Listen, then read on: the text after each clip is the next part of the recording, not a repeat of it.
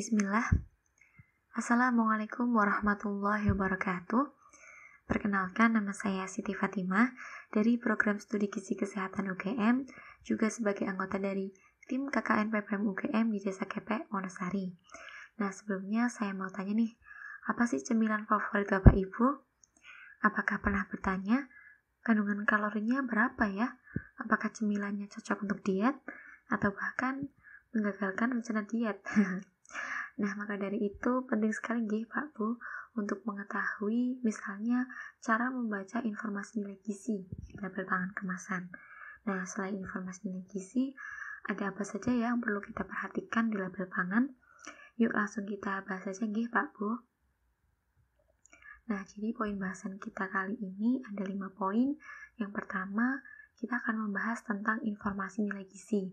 Yang kedua tentang komposisi, kemudian klaim gizi, dan nanti saya juga akan menjelaskan beberapa contoh produk cara membaca label pangannya seperti apa. Kemudian yang terakhir kesimpulan. Baik, bahasan kita yang pertama tentang informasi nilai gizi.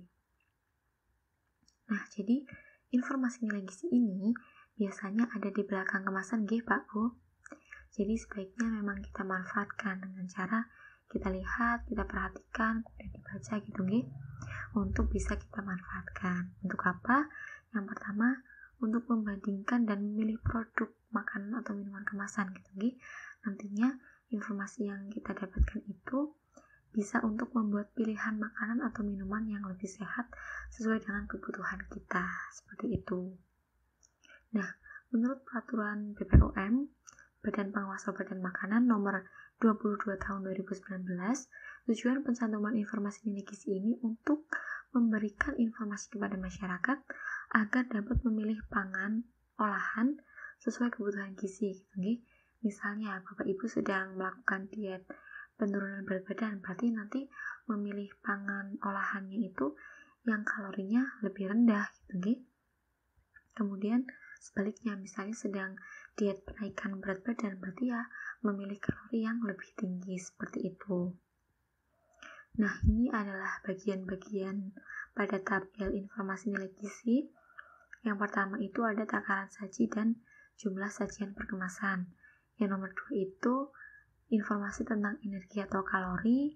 Yang nomor 3 itu persentase AKG, nanti saya akan jelaskan lebih lanjut. Nomor 4 dan 5 itu merupakan kandungan zat gizi Yang nomor 4 itu ada beberapa contoh asupan zat gizi yang perlu kita kurangi, misalnya seperti lemak total, kolesterol, garam atau natrium. Nah, itu perlu kita kurangi jumlahnya. Kemudian untuk yang nomor 5 itu vitamin dan mineral. Nah, ini merupakan zat gizi yang perlu kita tingkatkan asupannya Dan yang nomor 6 itu catatan kaki. Nanti ini tidak saya bahas jadi yang penting-penting saja. Nah, yang pertama tentang takaran saji. Jadi apa itu takaran saji? Takaran saji merupakan jumlah pangan olahan yang wajar kita konsumsi dalam satu kali makan. Pak Bu. Jadi misalnya contoh di gambar. Itu takaran sajinya 1 kotak 300 ml. Jumlah sajian per kemasan 1 Jadi dalam satu kali makan itu atau satu kali minum karena kita contohnya ini adalah minuman, jadi dalam satu kali minum bisa langsung 1 kotak langsung dihabiskan Nah, seperti itu cara membacanya. Selain dalam satuan mililiter juga bisa dalam satuan gram, misalnya pada produk makanan Jadi satuannya gram, bisa juga dengan URT, ukuran rumah tangga, contohnya ini 1 kotak Selain itu juga bisa 1 butir seperti itu atau 1 gelas itu namanya ukuran rumah tangga. Baik, kita lanjut. Apakah makan harus sesuai takaran saji? Tidak Pak Bu, harus disesuaikan kalorinya, jangan sampai berlebihan. Nah, saya beri contoh, misal keripik kentang di samping. Nah, dalam satu kemasan besar ini ternyata ada 8 porsi saji Apa harus makan 8 porsi saji? Nah, kita lihat dulu kalorinya Pak Bu. Jadi dalam informasi nilai gizi itu, kalori itu untuk satu porsi, bukan untuk satu kemasan. Gitu nggih. Saya ulangi, kalori dalam informasi nilai gizi itu untuk satu porsi, bukan satu kemasan. Gitu nggih. Nah, contohnya ini tidak terlihat, jadi saya tulis saja. Dalam satu porsi keripik kentang ini kalorinya itu 160. Sedangkan dalam satu kemasan kan ada 8 porsi. Jadi tinggal dikalikan saja. 8 porsi dikali 160 kalori ada 1280 kalori. Jadi ketika Bapak Ibu dalam satu kali duduk sudah menghabiskan satu kemasan, itu artinya Bapak Ibu sudah menghabiskan 1280 kalori, dan itu jumlahnya sangat banyak nih. Jadi itu sudah berlebihan. Kalau misalnya disetarakan makan utama itu sudah setara dengan 2 kali makan utama gitu nih. Jadi emang jangan langsung dihabiskan dalam satu kali kemasan gitu nih. Dilihat dulu kalorinya. Baik, contoh yang lain, misalnya oatmeal gitu nih. Apakah harus satu porsi saja nih, Mbak? Tidak juga nih, Pak Bu. Bapak Ibu boleh makan lebih atau kurang dari porsi sajian dengan mempertimbangkan gizinya. Misalnya satu porsi oatmeal digambar gitu nih. Itu satu porsinya 150 kalori. Nah, sepertinya kalau misalnya makan satu porsi saja 150 kalori itu kok rasanya belum kenyang. Nah, Bapak Ibu bisa menaikkan porsinya menjadi 2 porsi. Tinggal dikali 2 kali 150 masih 300 kalori, dan itu masih tidak berlebihan. Seperti itu nggih, Pak Bu. Jadi boleh lebih dari satu porsi asal tetap mempertimbangkan kandungan kalorinya atau kandungan gizinya, seperti itu. Nah, jadi apa fungsi takaran saji? Yang pertama, agar tidak kalap gitu nih, menghabiskan satu kemasan dalam satu kali makan gitu nih. Misalnya yang tadi keripiknya satu kemasan 8 porsi.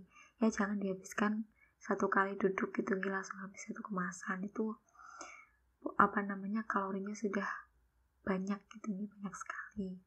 Nah, yang kedua, agar lebih mudah memperkirakan kalori.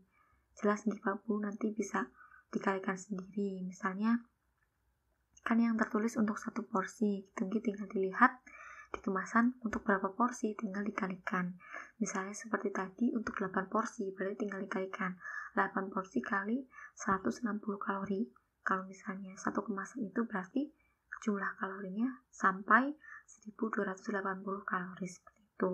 Dan yang terakhir, tujuannya untuk memperkirakan berapa kali satu kemasan makanan dapat disajikan gitu nih. Misalnya sajian per kemasan 5, berarti bisa disajikan sampai 5 kali gitu nih, bukan sekali langsung habis seperti itu. Nah, nanti Bapak Ibu bisa melihat cemilan favoritnya itu harusnya berapa kali makan gitu nih. Nanti bisa dihitung sendiri kalorinya, seperti itu. Baik, kita lanjut tentang energi dan kalori. Nah, ini saya contohkan yang oatmeal tadi, satu porsinya itu ada 150 kalori. Jadi, saya ingatkan lagi, kalori yang tertulis itu untuk satu porsi nggih Pak Bu. Kalau misalnya seperti keripik kentang yang tadi, satu kemasan ada 8 porsi. Berarti kalori yang tertulis dikali 8 untuk satu kemasannya, seperti itu nggih. Nah, kalori ini sebenarnya penting untuk menyediakan energi untuk tubuh, tapi perlu seimbang juga antara kalori yang masuk melalui makanan dan kalori yang keluar untuk melakukan aktivitas fisik sehari-hari.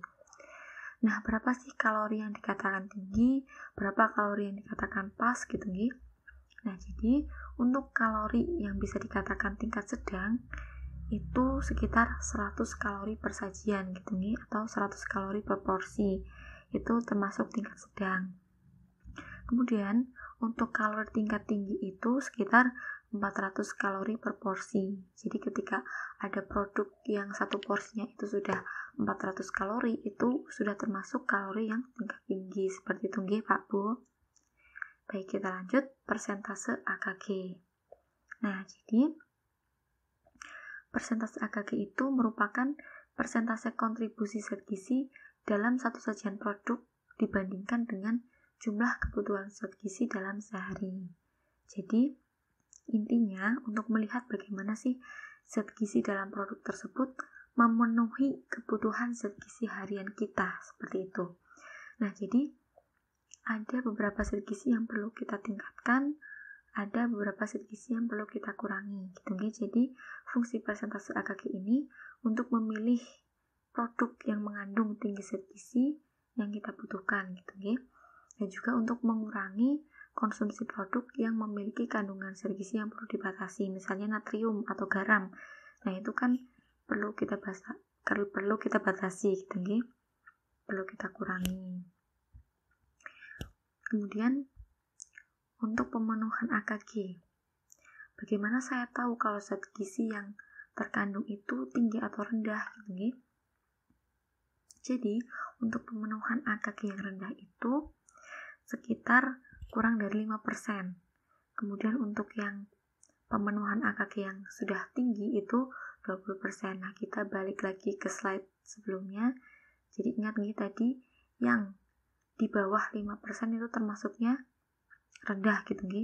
Jadi misalnya ini 3%, 0%, 2%, 4% itu termasuknya masih pemenuhan yang rendah.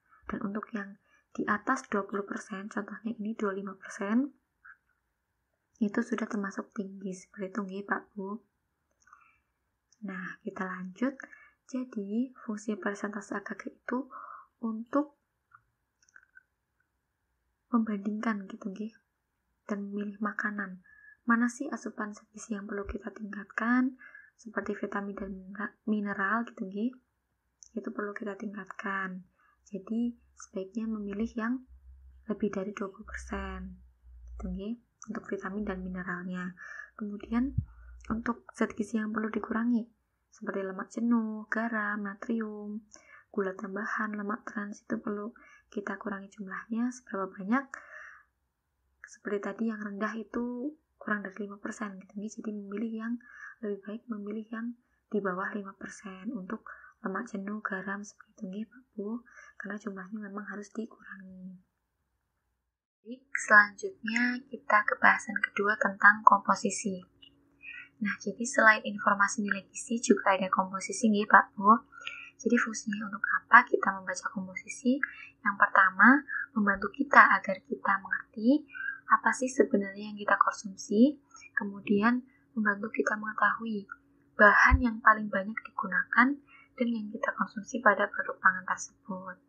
Nah, dalam peraturan Badan Pengawas Obat dan Makanan nomor 31 tahun 2018 menyatakan bahwa daftar bahan yang digunakan pada suatu produk pangan harus disusun secara berurutan, dimulai dari bahan yang digunakan paling banyak. Nah, saya contohkan, gambar di bawah itu merupakan kemasan kopi. Nah, dalam komposisi tersebut tertulis bahan pertamanya adalah gula. Jadi, bahan yang paling banyak digunakan untuk kopi tersebut adalah gula, diikuti oleh kiriman nabati, kopi instan, kakao, dan seterusnya. Jadi sekarang sudah tahu mengapa kopi kemasan itu biasanya sangat manis, karena memang kandungan utamanya atau kandungan yang paling banyak itu adalah gula, gitu. Kopi itu urutan ketiga, gitu, setelah kiriman nabati. Baik, kita lanjutkan. Bahasan ketiga adalah klaim gizi. Jadi apa itu klaim gizi? Klaim gizi merupakan segala bentuk uraian yang menyatakan, menunjukkan, atau menyiratkan bahwa makanan memiliki karakteristik gizi tertentu. Misalnya, contohnya adalah low fat, artinya rendah lemak, gitu. Dan sugar free, bebas gula. Apakah memang artinya benar seperti itu? Benar-benar rendah lemak, benar-benar bebas gula, gitu. Nanti kita lihat. Dan sebelum itu, klaim gizi itu sudah diatur dalam Peraturan Kepala BPOM nomor 12 tahun 2016 tentang pengawasan klaim pada label pangan dan iklan pangan olahan. Jadi memang sudah diatur, Nah, ini contohnya. Yang pertama, free sugar, bebas gula. yang kedua sugar free. Sebenarnya agak sama gitu nih.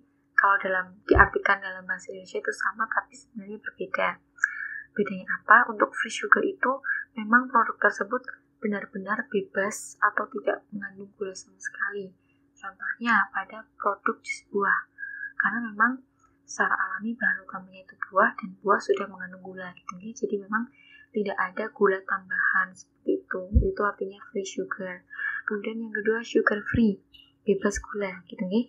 Tapi sebenarnya tidak berarti sepenuhnya bebas gula, karena produk tersebut masih mengandung gula gitu nih. Nah, seberapa banyak? Dalam bentuk padat itu gulanya setengah gram per 100 gram. Untuk bentuk produk yang cair itu gulanya sekitar setengah gram per 100 ml gitu nih. Itu contohnya di produk biskuit terlihat gitu nih, ada klaim gizi sugar free.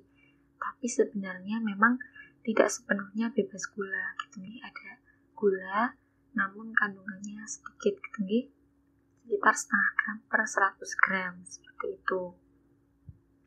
Kemudian ada low sugar dan low fat. Low sugar artinya rendah gula, low fat artinya rendah lemak. Memang produk-produk ini memiliki kandungan gula dan lemak yang rendah. Jadi seberapa banyak? Tidak mengandung, kalau misalnya yang low sugar itu tidak mengandung lebih dari 5 gram per 100 gram untuk yang produk padat, dan tidak mengandung lebih dari 2,5 gram per 100 ml untuk produk yang cair. Nah, untuk yang low fat itu rendah lemak, tapi tetap mengandung lemak gitu nih, walaupun tidak banyak, yaitu lemaknya tidak lebih dari 3 gram per 100 gram dalam bentuk padat, dan tidak lebih dari 1,5 gram per 100 ml dalam bentuk cair seperti itu. Nah, ini contohnya ada susu yang low fat, kemudian ada selai gitu nih, yang low sugar seperti itu.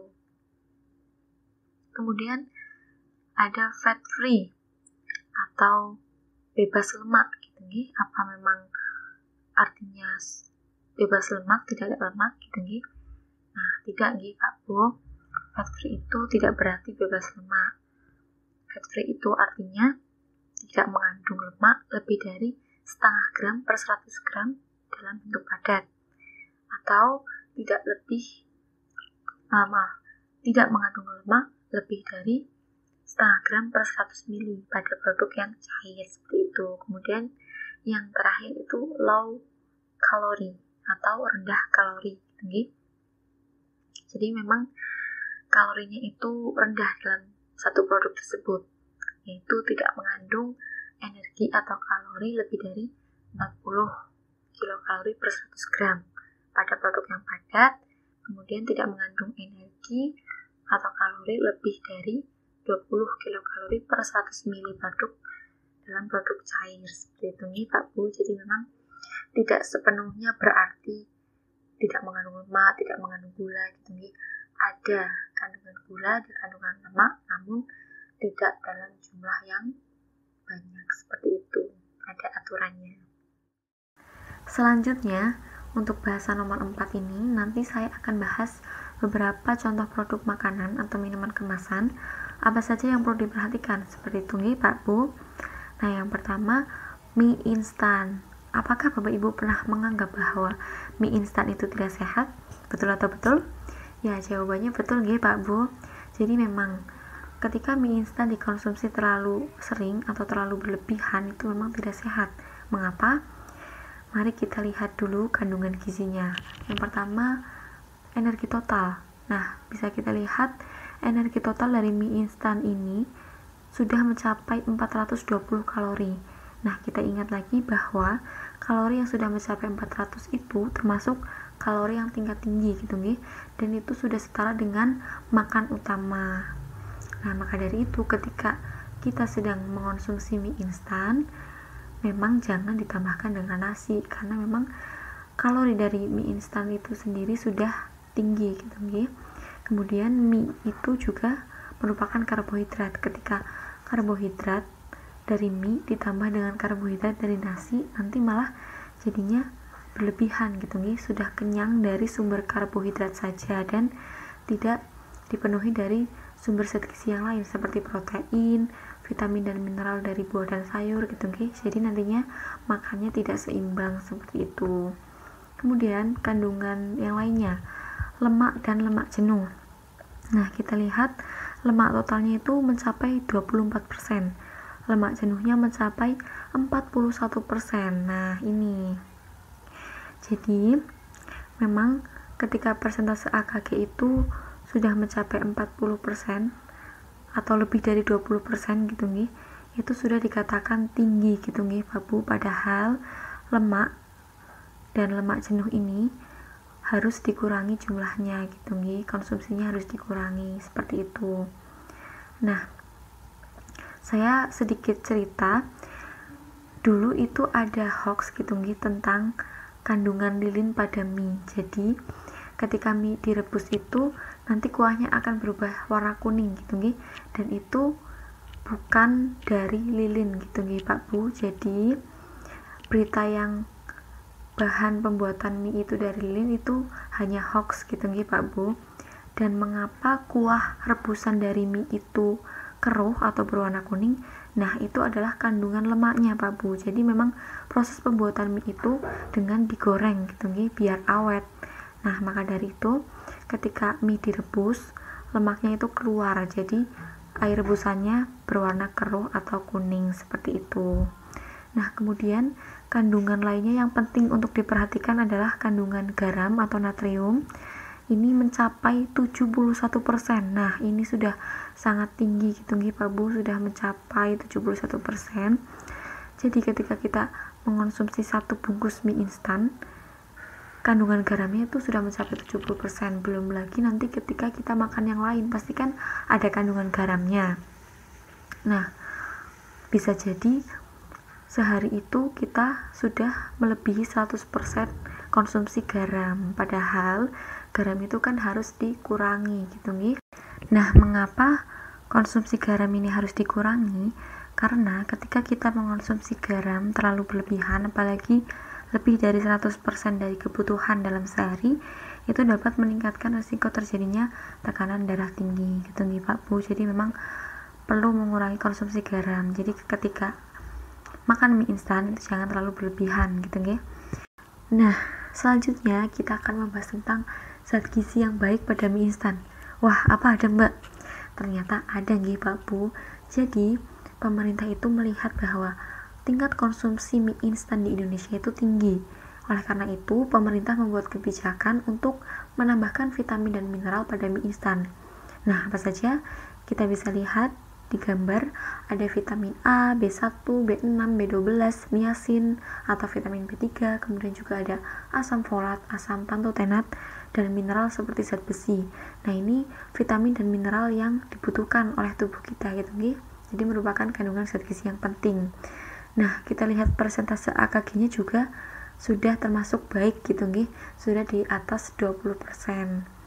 Maka dari itu, selain dari energi dari mie instan yang tinggi, kemudian lemak total, lemak jenuh, dan juga garam yang tinggi, mie instan juga mengandung vitamin dan mineral yang baik untuk tubuh. Seperti itu Pak Bu. Nah, selanjutnya saya akan memberikan tips kepada Bapak Ibu ketika mengonsumsi mie instan. Nah, apa saja? Yang pertama, jangan ditambah nasi gitu nggih Pak Bu. Tadi sudah saya singgung bahwa nasi itu karbohidrat, mie instan itu karbohidrat. Jadi ketika konsumsi mie instan ditambah nasi, nanti terlalu berlebihan karbohidratnya gitu nggih. Nanti konsumsinya jadi tidak dengan gizi yang seimbang. Kemudian yang kedua, jangan membuang air atau kuah rebusan mie. Kenapa? Tadi sudah saya jelaskan gitu nggih, bahwa berita tentang pembuatan mie itu dari lilin dan nantinya kuahnya itu keruh karena lilin, itu hoax nggih Pak Bu. Yang sebenarnya adalah kuah rebusan mie itu keruh itu adalah kandungan lemak gitu nggih. Jadi bukan lilin seperti itu. Nah, selain itu, tadi kita juga sudah belajar bahwa mie instan itu juga mengandung vitamin dan mineral. Nah, faktanya vitamin dan mineral pada mie instan itu merupakan vitamin dan mineral yang larut air. Artinya apa?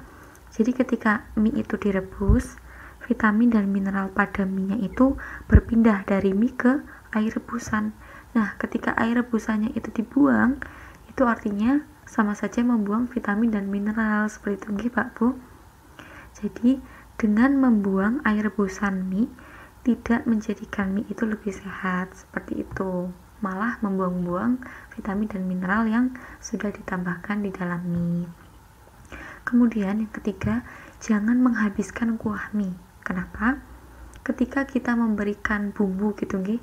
Nah, kebanyakan bumbu itu mengendap ke kuahnya itu. Jadi ketika kita menghabiskan kuahnya, nanti kita terlalu banyak mengonsumsi garam yang ada pada bumbu tersebut. Jadi memang sebaiknya tidak menghabiskan kuah mie, jadi disisakan gitu nggih. Dan lebih baik lagi ketika kita menambahkan bumbu itu sebaiknya jangan semua gitu nggih, kalau bisa setengahnya saja, seperti itu. Tujuannya untuk apa? Untuk mengurangi kandungan garamnya, seperti itu. Kemudian nomor 4, minum air putih yang cukup. Nah, ini juga berkaitan dengan garam. Nah, ketika kita mengonsumsi terlalu banyak garam dari mie instan dan itu terlalu sering, nanti garamnya akan menumpuk di ginjal. Nah, ketika terlalu sering, terlalu banyak, kemudian nanti garamnya itu bisa membuat atau membentuk menjadi batu ginjal. Nah, itu kan sangat mengerikan gitu nggih, Pak Bu. Jadi memang harus minum air putih yang cukup untuk setidaknya itu membersihkan ginjal gitu nggih. Membersihkan atau mengurangi kandungan garamnya untuk dibuang melalui buang air kecil, seperti itu. Kemudian nomor 5, ditambahkan protein seperti telur, ayam suwir, daging gitu nggih, dan sayuran seperti sawi, pokcoy, tomat, mentimun atau protein dan sayuran yang Bapak Ibu suka, seperti itu nggih. Kemudian juga bisa ditambahkan buah sebagai selingan gitu nggih setelah makan mie. Kemudian ini juga penting, jangan terlalu sering gitu nggih. Nah, dari artikel yang saya baca itu makan mie itu sebaiknya 1 bulan maksimal 2 saja gitu nggih, Pak Bu. 2 bungkus gitu, jadi jangan terlalu berlebihan, seperti itu. Jadi kita harus menyayangi tubuh, kemudian yang paling penting adalah menyayangi ginjal kita gitu nggih. Nah, ketika kita terlalu banyak konsumsi garam, nanti yang akan kena adalah ginjalnya.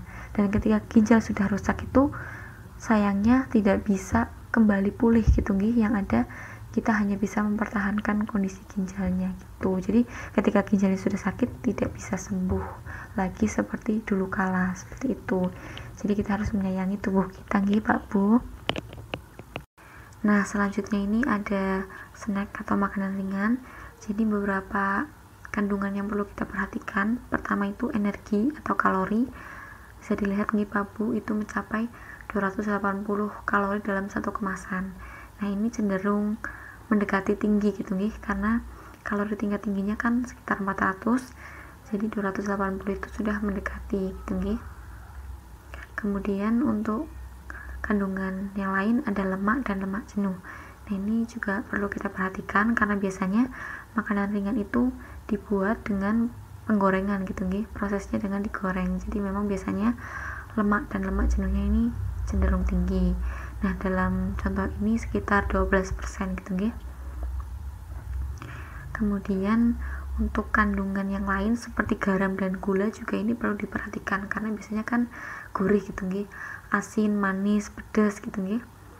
Nah, ini garamnya itu kalau dicontoh mencapai 10%, kemudian untuk gulanya ini malah tinggi, sangat tinggi. Gula tambahannya itu mencapai 60%, seperti itu. Jadi ini beberapa kandungan yang perlu kita perhatikan ketika mengonsumsi snack atau makanan ringan. Nah, selanjutnya ini minuman kemasan. Saya contohkan minuman suplemen vitamin C. Nah, yang perlu kita perhatikan seperti di gambar, energi totalnya itu mencapai 160 kalori. Ini cenderung sedang ya. Kemudian ada karbohidrat totalnya itu persentasenya mencapai 12% dan ini mendekati tinggi gitu nggih, karena yang tinggi itu di atas 20%. Kemudian ada kandungan garam atau natrium sekitar 4%, dan karena ini suplemen vitamin C, jadi vitamin C-nya itu sangat tinggi gitu nggih, mencapai 1110% atau 1000 mg. Padahal kebutuhan harian kita terhadap vitamin C itu sekitar 75 sampai 90 mg per hari, seperti itu nggih. Jadi ketika konsumsi terlalu tinggi 1000 mg itu sebenarnya membahayakan ginjal kita gitu nggih Pak Bu, karena ketika terlalu berlebihan pun tidak semuanya diserap oleh tubuh, yang ada malah mengendap di ginjal dan lama-kelamaan akan mengkristal dan bisa membentuk batu ginjal seperti itu. Jadi memang perlu dikurangi gitu nih konsumsi suplemen yang terlalu berlebihan seperti ini. Nah, ini adalah contoh yang terakhir, susu kental manis. Nah, sebenarnya penggunaan kata susu ini tidak tepat karena ini bukanlah susu, melainkan gula gitu nih Pak Bu. Kenapa saya bisa bilang seperti itu? Karena memang kandungan gulanya atau karbohidratnya itu lebih tinggi dibandingkan dengan proteinnya seperti itu. Jadi kandungan susunya itu sangat sedikit seperti itu. Nah, maka dari itu kita jangan menggunakan susu kental manis ini langsung diseduh kemudian diminum, dihabiskan seperti itu. Nah, lebih baik ditambahkan pada masakan gitu nih, seperti puding, jus, es buah gitu nih, hanya sebagai tambahan, bukan sebagai susu untuk diminum dalam segelas air seperti itu nggih Pak Bu. Baik, kita bahas kesimpulan materi kita kali ini. Yang pertama, sebelum Bapak Ibu membeli atau mengonsumsi makanan minuman kemasan, Bapak Ibu bisa melihat terlebih dahulu, memperhatikan, kemudian membaca, dan bisa memanfaatkan info-info di label pangan seperti informasi nilai gizi, komposisi, klaim gizi. Selain itu juga penting untuk memperhatikan tanggal kadaluarsa produk gitu nggih.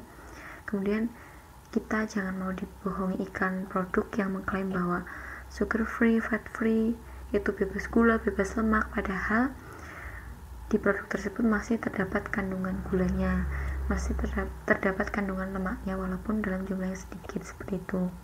Dan kemudian apa-apa yang berlebihan itu tidaklah baik. Kenapa? Nah, yang pertama, ketika kita mengonsumsi produk dengan kalori atau gula yang berlebih, nanti bisa meningkatkan resiko terkena obesitas atau kegemukan.